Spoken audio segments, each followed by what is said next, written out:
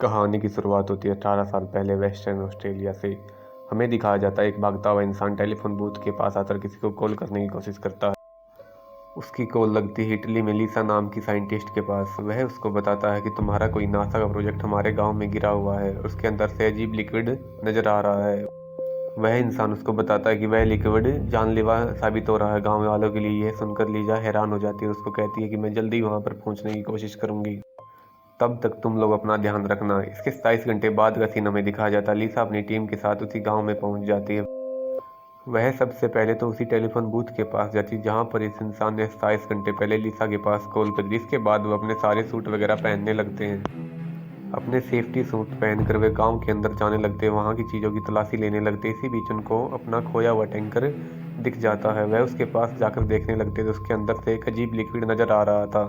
जब लिसा उसके अंदर झांकने लगती है तो वह लिक्विड उसके मुंह पर गिर जाता है। लिसा हड़बड़ाकर पीछे हटती है और उस लिक्विड को अपने मुंह से साफ करने लगती है। फिर हम देखते हैं कि वह लिक्विड जब जमीन में नीचे गिरा हुआ था तो लिसा का उसका पैर उसके ऊपर टिक जाता है। वह लिक्विड जूते के अंदर लग जाता है और प्रवेश करने लगता है उसकी बॉडी के अंदर। जब वह लोग चारों तरफ देखते हैं तो उनको लाशें नजर आती हैं। सारे गांव वाले इस वायरस के कारण मर गए थे।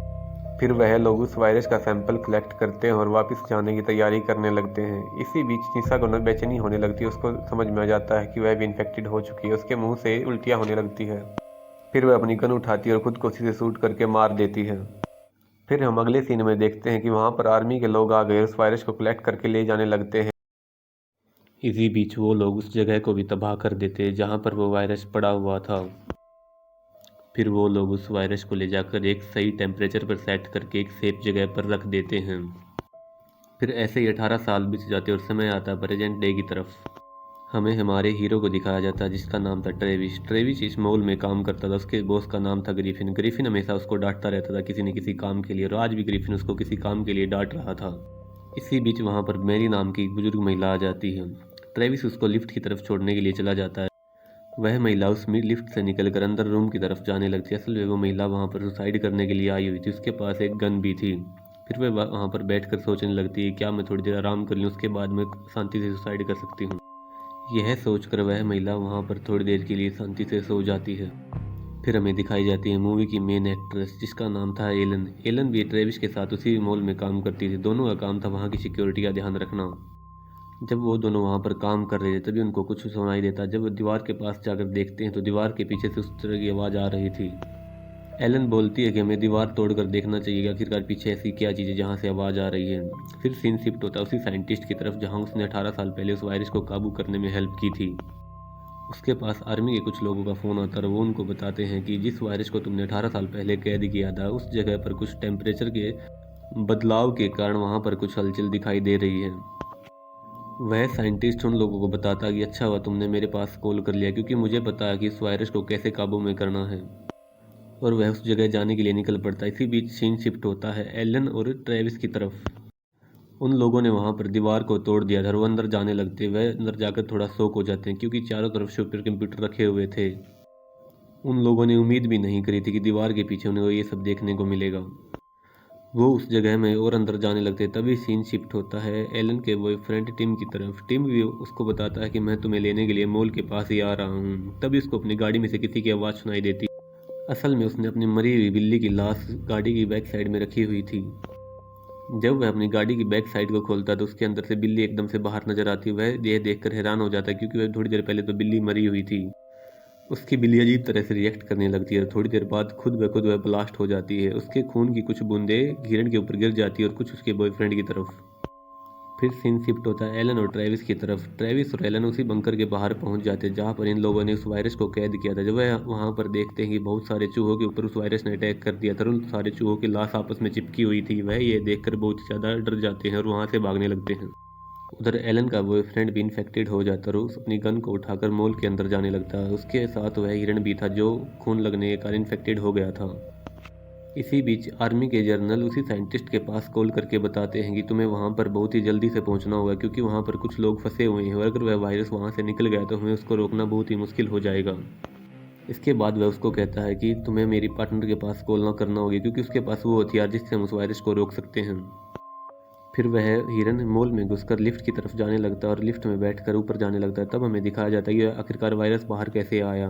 पहले वायरस ने किसी कॉकरोच को इन्फेक्टेड किया, जब वह कॉकरोच बाहर आया तो उसने एक चूहे को इन्फेक्टेड कर लिया। फिर वह गटर के रास्ते से बाहर चला गया और उसके एलन के बॉयफ्रेंड की गाड़ी के टायर के नीचे आ गया। फिर वह टायर के थ्रू उस मरी हुई बिल्ली के शरीर के अंदर प्रवेश कर चुका था, इसलिए अब एलन का बॉयफ्रेंड भी इन्फेक्टेड हो गया था। इसी बीच एलन और ट्रेविस भी उस हिरन को देख लेते और हिरन इन लोगों के पीछे पड़ जाता है। ये लोग के जैसे तैसे करके वहाँ छुपने लगते। फिर हिरन भी उसी बिल्ली की तरह ब्लास्ट हो जाता है और वो लोग उससे बच जाते हैं।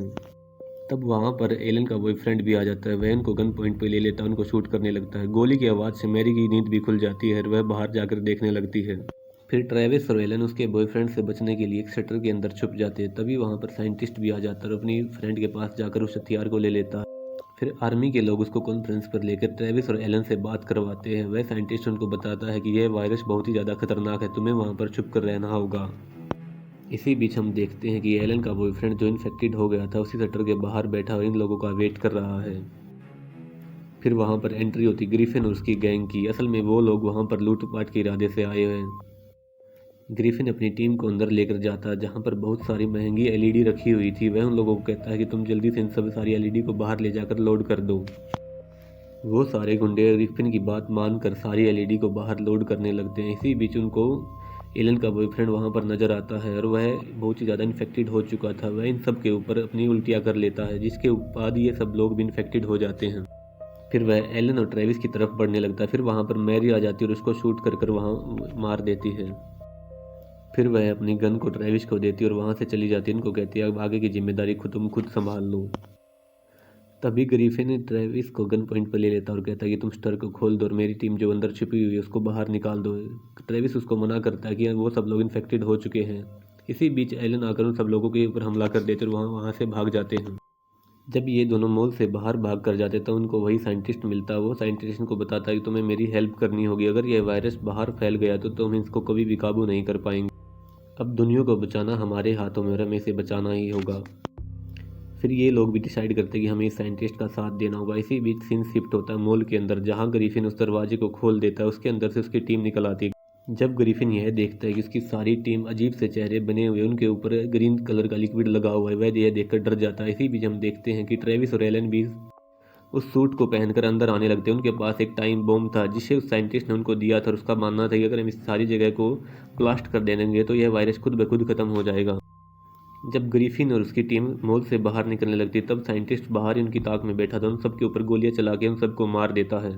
तब ट्रेविस और एलन देखते हैं कि यह तो एक टाइम बम है और वो वहाँ से भागने लगते हैं। इसी बीच उसका टाइम बम का टाइम पूरा हो जाता है और वहाँ पर एक भयंकर ब्लास्ट होता है जिसके साथ ही वह मॉल पूरी तरह तबाह हो जाता है। बाद में हमें दिखाया जाता है कि वहाँ पर वह ट्रेविस, एलन और वह साइंटिस्ट बचकर वहाँ से जिंदा जाने लग रहे थे। इसी के साथ ये मूवी यहाँ पर ख़त्म हो जाती है। अगर आपको ये मूवी पसंद आई तो आप चैनल को सब्सक्राइब कर सकते हैं।